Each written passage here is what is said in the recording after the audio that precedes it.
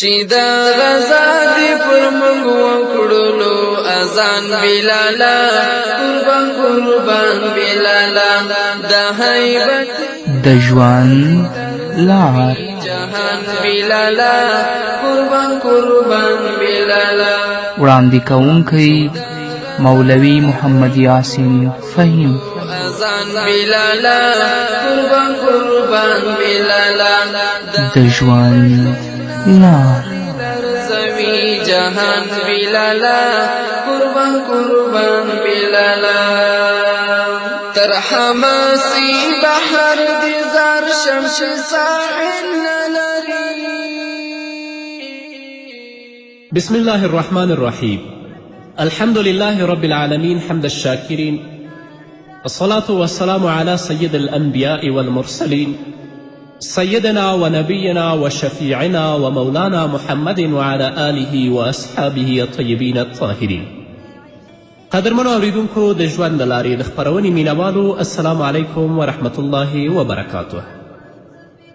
ستاسو روغتیا او خوشحالي د پاک رب نه غواړم، په دې هیله چې د صحت او عافیت جامې په تن ولرئ او خوشحالي مو په برخه وي. دا دی زه محمد یاسین فهیم د ژوند د لارې د خپرونې په وړاندې کولو کې ستاسو په خدمت کې یم، په دې هیله چې دا خپرونه ستاسو د پام وړ وګرځي. قدرمنو اوریدونکو، په نننۍ خپرونه کې به وغږیږو چې موسی علیه السلام سره د بني اسرائیلو کم طرف ته ځي او څه کوي. خو د دې نه مخکې غواړم په یوې موضوع باندې ټینګار وکړم چې آیا موسی علیه السلام په رښتیا سره نیم ژبی و او که نه و. لکه چې موسی علیه السلام پخپله وایي رب اشرح لی صدري ویسر لی امري واحلل عقدة من لساني یفقه قولي.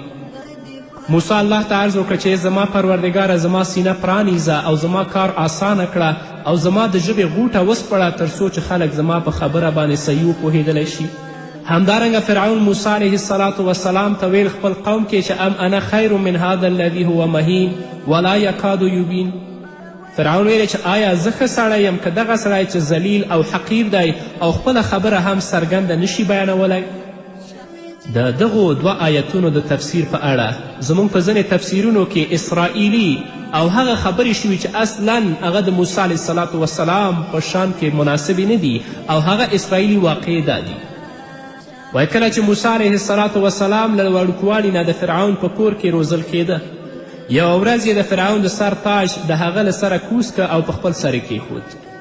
او ځینې تفسیرونو کې داسې لیکلي چې یوه ورځ موسی علیه السلام فرعون د ګیرې نه ونیوه او د فرعون ګیره یې وشکوله. هغه د موسی د عمل په بدفالي باندې ونیوه، خو میرمن یې راوړاندې شوه او فرعون ته ویلې دا ماشوم دی نه پوهیږي. نو فرعون سره دا پوښتنه پیدا شوه چې دغه ماشوم دا کار په ارادي ډول کړی دی او که دا یوازې یو طفلانه عمل دی. نو په پای کې دغه پریکړه وشوه چې د ده په وړاندې سره زار او اور دواړه کیښودلی شي چې موسی علیه السلام کوم څیز ته لاس مخکې کوي. کله چې دواړه یې ورته په مخ کې کیښودل نو حضرت موسی علیه السلام پاڅېده او سکروټه یې په خوله کې واچوله. نو په دې ډول که څه هم مړ نه شه خو ژبه یې تل لپاره عیبي پاتې شوه. ځینې تفسیرونو کې دا لیکلي، خو دغه خبره پوهه او ادراک نه مني.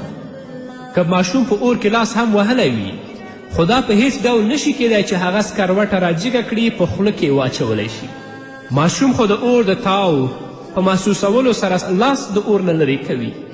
چې کله ماشوم د اور د حرارت تاو محسوس کړي نو د هغه نه لاس پورته کوي. دا خبره خو لا پرېږده چې هغه اور بیا پورته کړي او په خپل خوله کې واچوي. د الله د کلام د عبارت نه چې کومه خبره زموږ ذهن ته راځي هغه دا ده چې حضرت موسی علیه السلام په خپل ځان کې د تقریر کولو صلاحیت نه لید او هغه اندېښمن و که چیرته د پیغمبري فریضو د ترسره کولو لپاره بیانیې ورکولو ته اړتیا پیښه شي نو د هغه طبیعي حیا به خنډ شي. له دې کبله هغه دعا وکړه چې یا الله زما د ژبې غوټه پرانیزه تر څو په ښه شان خلک په خپله خبره باندې وپوهولی شم. او همدارنګه د الله کلام د حضرت موسی علیه السلام په زړه پورې جذاب تقریر، فصاحت او د موسی علیه السلام په بلاغت باندې شاهدي وی. دا خبره د پوهې پر خلاف ده چې الله رب العزت کوم نیم ژبی یا هغه سړی چې پوره خبرې نشي کولی هغه خپل پیغمبر وټاکي، بلکې د بڼې صورت، شخصیت او استعداد په لحاظ تر ټولو غوره خلک پیغمبران ټاکل شوي دي. هیڅ یو پیغمبر له داسې عیب سره نه دی لیږل شوی او نه لیږل کیدی شي چې د هغه په اساس هغه د خنډ وړ وګرځي یا د حقارت په سترګه هغه ته خلک وګوري. نو دا خبره چې موسی علیه السلام نیم ژبی و یا هغه وورې پورته که خپلې خولې ته، دا اسرائیلیات دي، دا د الله په کلام کې اصلا دې ته اشاره نه ده شوې. موسی علیه السلام د دعوت په لاره کې د بني اسرائیل له خوا نه د ډیرو سترو خطرونو سره مخامخ شو. بني اسرائیل سره له دې چې د الله رب العزت ښکاره معجزې د موسی په لاس په پرله پسې ډول ولیدلې، خو بیا هم د بت لمانځنې لورې ته واوړېدل او د بت عبادت کولو هم د دوی عادت د مصریانو څخه زده کړی و. یعنی د بت عبادت کول دوی د مصریانو نه یاد کړی و. د مصریانو غلامي د بني اسرائیلو مفکوره سخته فاسده کړې وه او دې قوم یعنی بني اسرائیلو هغه اغیزې له ځان نه ونه شوې ویستلی چې د مصر د فرعونانو د غلامي په دور کې د هغوی په رګ رګ کې ننوتلې وي. له دې کبله کله چې د سره سمندر څخه تیرېدل موسی علیه السلام سره روان ول، هلته یې د مصریانو یوه لویه بتخانه ولیده چې تر نن ورځې پورې د هغه نښې نښانې هم موجود دي. بني اسرائیلو د بتخانې په لیدو سره د مصنوعي خدای اړتیا احساس کړه او موسی علیه السلام ته یې وړاندیز وکړه چې ته زموږ دپاره هم یوه بتخانه جوړه کړه تر څو د دوی په څیر موږ هم د بتانو په لمانځنه باندې بوخت شو او د بتانو عبادت وکړو. د دې وړاندیز په اورېدو سره موسی علیه السلام هغوی سخت وټکول. د الله رب العزت کلام دا پیښه موږ ته داسې بیان کړې ده: وجاوزنا ببني اسرائیل البحر فأتوا على قوم يعكفون على أصنام لهم قالوا يا موسى اجعل لنا إلها كما لهم آلهة قال إنكم قوم تجهلون إن هؤلاء متبرأ ما هم فيه وباطل ما كانوا يعملون قال أغير الله أبغيكم إلها وهو فضلكم على العالمين. الله رب العزت فرمایي چې موږ بني اسرائیل له سمندر نه پورې ایستل، بیا هغوی لاړل او په لاره کې په یو داسې قوم باندې تیر شول چې د خپلو څو بتانو په مینه کې نښتي ول، یعنې د خپلو څو بتانو عبادت یې کوه. نو بني اسرائیل وویل چې ای موسی زموږ لپاره هم دغسې معبود جوړ کړه لکه چې د دې خلکو معبود دی او دوی عبادت کوي، موږ ته هم داسې معبود جوړ کړه. موسی علیه السلام ویل تاسې ډیر د ناپوهۍ خبرې کوئ، یعنې هغه خبرې کوئ چې یو عاقل انسان سره نه کوي. دا خلک چې د کومې کړنلارې پیروي کوي هغه تباه کیدونکې ده او کوم عمل چې هغوی سرته رسوي هغه سر تر پایه باطل دی. ورپسې موسی علیه السلام زیاته کړه آیا زه ستاسې لپاره له الله نه پرته کوم بل معبود ولټوم په داسې حال کې چې هماغه الله دی چې تاسې ته یې د ټولې نړۍ پر قومونو باندې فضیلت در بخلی او د فرعون له ظلم او استبداد نه خلاص کړي یاستئ. خو بني اسرائیل ډیر جاهله قوم او ډیر احمق قوم و چې الله رب العزت د فرعون د ظلم او د بدبختی او د کړاو نه دوی خلاص کړل، بیا هم دوی د الله په وحدانیت باندې پوره عقیده نه درلودله. نو کله چې بني اسرائیلو د سینا په ټاپو کې حضرت موسی علیه السلام سره خپل حرکت ته دوام ورکړه، هلته یې د څښاک هیڅ اوبه د خپلې تندې د منځه تللو لپاره ونه موندلې، یعنې بلکل اوبه پیدا نه کړې چې هغه باندې خپله تنده ماته کړي. په ډېر عصبانیت او غصې سره موسی علیه السلام ته راغلل، د خپلې بېوسي اظهار یې موسی علیه السلام ته وکړ او له هغه نه یې د اوبو غوښتنه وکړه. موسی علیه السلام چې کله دا غوښتنه د دوی ولیدله نو الله رب العزت دربار ته د عاجزي او د تضرع لاسونه پورته کړل. نو رب العزت موسی علیه السلام ته امر وکړه چې تیږه یعنی هغه غټه تیږه په خپله همسا باندې ووهه. کله چې موسی علیه السلام دا کار ترسره کړه نو له هغې تیږې نه د اوبو 12 چینې راووتلې او د بني اسرائیلو هرې طایفې د یوې چینې نه استفاده کوله او هر یوې ځان ته یوه چینه ټاکلې وه. همدارنګه موسی علیه السلام سره روان ول نو دوی باندې د لمر ګرمي او د لمر حرارت سخت اثر وکړ او داسې څه وسیله هم نه وه چې د لمر د تودوخي نه دوی خوندي پاتې شي. نو بیا بني اسرائیل د تودوخي له امله موسی علیه السلام ته شکایت وکړ چې ګرمي ډیره ده. موسی علیه السلام د دې ستونزې د لرې کولو لپاره د الله رب العزت دربار ته دعا وکړه.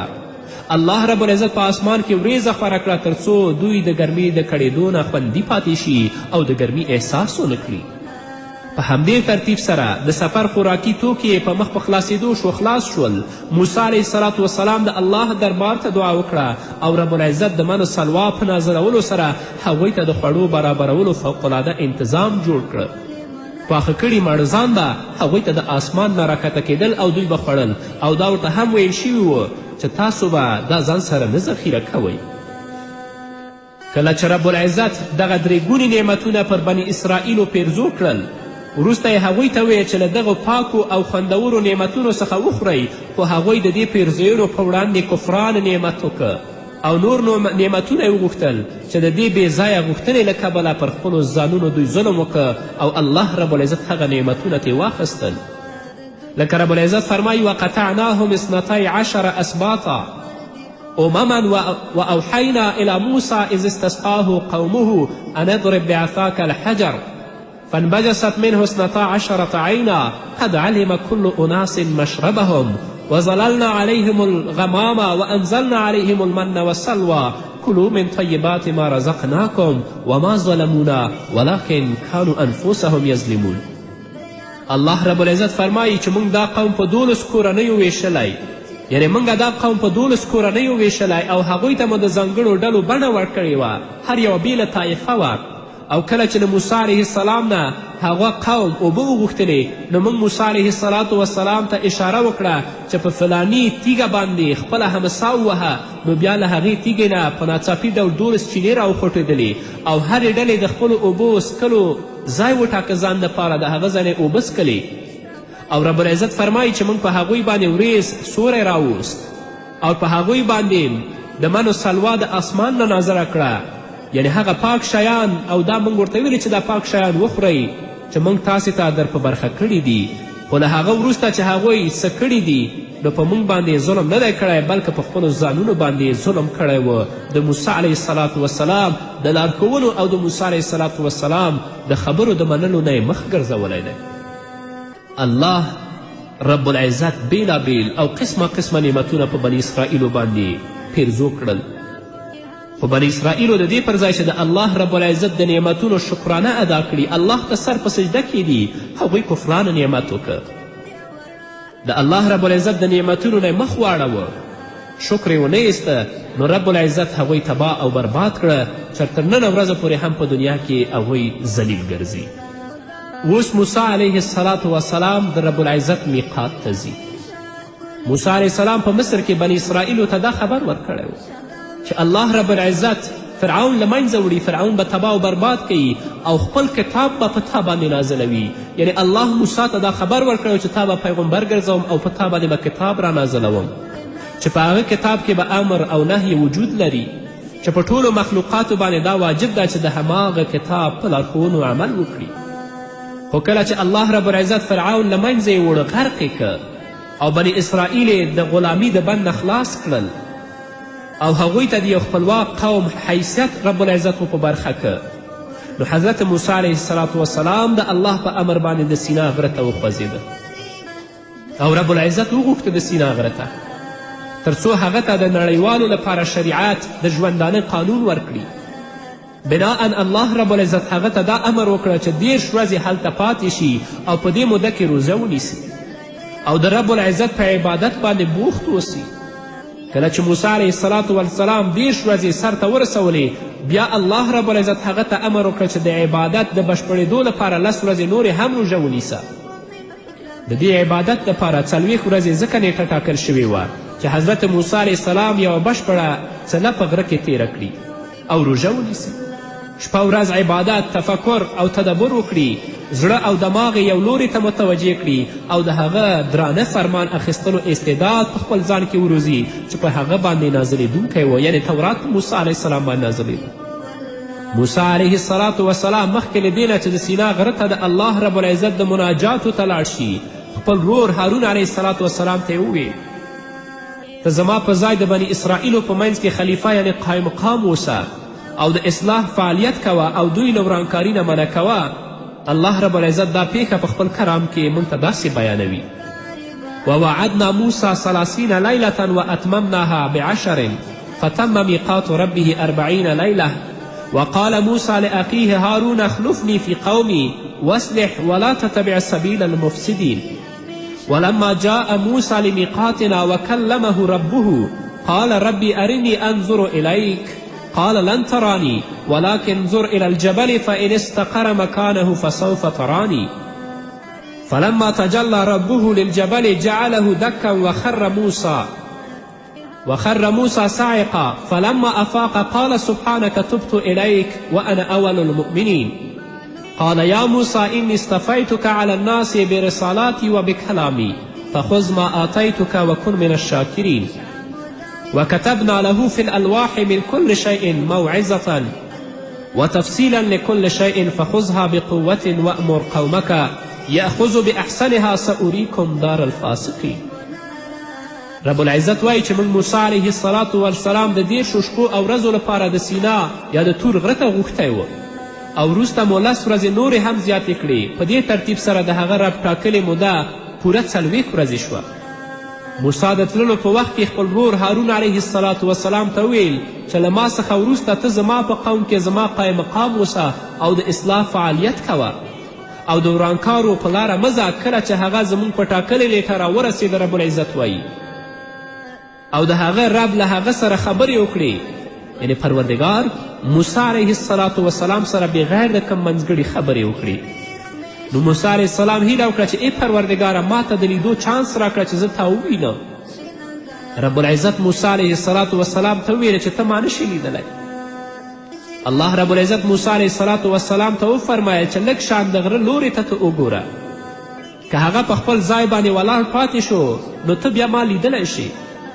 نو کله چې موسی علیه الصلاة والسلام د غره طرف ته وکتلې او رب العزت په غره باندې د خپل د دیدار وړانګې وغورځولې نو هغه یې میده میده که غر ټوټې ټوټې شو. چې کله د پروردګار هغه تجلي په غره باندې پرېوتلې هغه توان ونه درلود، د غر ټوټه ټوټه شه. نو موسی علیه الصلاة والسلام بېهوشه پرېوت. کله چې په سود شو موسی علیه السلام په حال راغی نور ویې ویل چې زما پروردګاره زه ستا په دربار کې توبه وباسم او تر ټولو مخکې ایمان راوړونکی زه یم. او موسی رب العزت بیا موسی علیه الصلاة والسلام ته ای موسی ما تا ته پر ټولو خلکو ترجیح درکړې او ته مې غوره کړی چې زما پیغمبري وکړې او له ما سره هم کلام اوسه. نو څه چې زه درکړم هغه واخله او د رب العزت شکر ادا کړه. له هغه وروسته رب العزت فرمایي چې موږ موسی علیه الصلاة والسلام ته د ژوند د هرې څانګې په باب نصیحت او د هر اړخ په باب هدایت په تختو باندې لیکلی ورکړه چې هغه تورات و. او موسی علیه الصلاة والسلام ته هم دا وویل چې دا هدایت په خپلو محکمو لاسونو باندې واخله او خپل قوم ته امر وکړه چې د دې غوره مفاهیمو پیروي وکړي. زر به زه تاسو ته د فاسقانو کور در وښیم. سأریکم دار الفاسقین، زر ده چې د فاسقانو یا هغه کسانو چې د رب العزت د اوامرو نه یې سرغړونه کړې هغه به تاسو ته در وښیم. نو موسی علیه الصلاة والسلام بني اسرائیلو سره ډېرې سختې ورځې تېرې کړي، خو هغه ناشکره قوم او هغه ناشکره ملت و چې نه یې د رب العزت د نعمتونو شکر ادا که او نه د موسی علیه الصلاة والسلام شکر چې هغوی د فرعون د غلامي او د فرعون د بدبختي نه خلاص کړل او تل لپاره یې آزاد ژوند هغو دپاره غوره کړه. نو کفران د نعمت یې وکړه الله په غضب او په لعنت کې ګرفتاره کړل. قدرمنو اورېدونکو په نورو خپرونو کې به بیا هم انشاءالله په دې موضوعاتو باندې وغږیږو. نو دا وه زموږ نننۍ خپرونه چې ستاسو درانه حضور ته وړاندې کړه. تر بلې خپرونې پورې چې زه بیا هم ستاسو درانه حضور ته راځم تاسو ټول په پاک رب سپارم. پاتې ژوند او پاتې ورځم نیکمرغه پاک الله. بحر دی زار شمس ساحل نلری دا د پردو بیڑی دی لوری تمائل نلری دا د پردو بیڑی دی لوری تمائل نلری